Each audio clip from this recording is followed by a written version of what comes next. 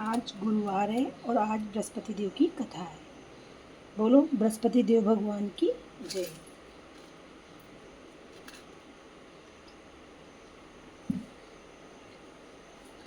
ओम नमो नारायण, ओम नमो नारायण, ओम नमो नारायण, ओम नमो नारायण। बोलो बृहस्पति देव भगवान की जय।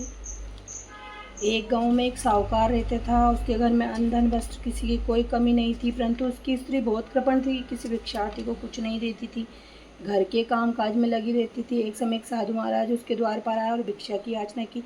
उस समय स्त्री घर के आंगन को लीप रही थी। कहने लगी, महाराज क्या करूं, अवकाश नहीं है, फिर किसी अवकाश के समय आना।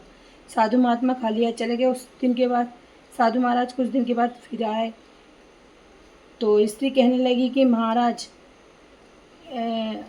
स्त्री उस दिन घर के आंगन को लीप रही थी। इस कारण से साधु महाराज से कहने लगी कि महाराज, इस समय तो मैं घर के आंगन को लीप रही हूँ, आपको कुछ नहीं दे सकती हूँ, फिर किसी अवकाश के समय आना। साधु महात्मा खाली हाथ चले गए। कुछ दिन के पश्चात वही साधु महाराज आया। उसी तरह भिक्षा मांगी। साहूकार ने उस समय लड़के को खिला रही थी। कहने लगी, महाराज क्या करूँ, अवकाश नहीं है, इसलिए आपको भिक्षा नहीं दे सकती हूँ।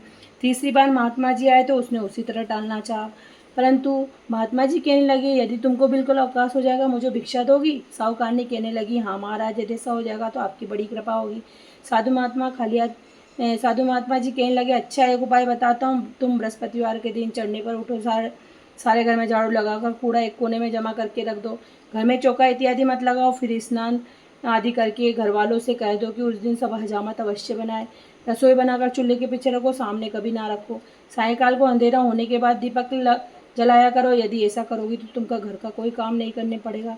साहूकारनी ने ऐसा ही किया। बृहस्पतिवार के दिन चढ़ी, झाड़ू लगाकर कूड़े को घर में जमा कर दिया। पुरुषों ने हजामत बनाए, भोजन बनाकर चूल्हे के पीछे रखा। वह सब बृहस्पतिवार को ऐसा ही करती रही। अब कुछ काल के बाद उसके घर में खाने को दाना न रहा। थोड़े दिनों में महात्मा जी फिर आए और भिक्षा मांगी, परंतु सेठानी ने कहा कि महाराज, मेरे घर में खाने को अन्न नहीं है, आपको क्या दे सकती हूँ। तब महात्मा जी ने कहा, जब तुम्हारे घर में सब कुछ था तब भी तुम कुछ नहीं देती थी, अब पूरा पूरा अवकाश है तब भी तुम कुछ नहीं देती हो। तब सेठानी ने हाथ जोड़कर प्रार्थना की कि महाराज, कोई ऐसा उपाय बताएं कि मेरे पहले जैसा धन धान्य हो जाए, और मैं प्रतिज्ञा करती हूँ असुमेध जैसा आप कहेंगे वैसा ही करूँगी।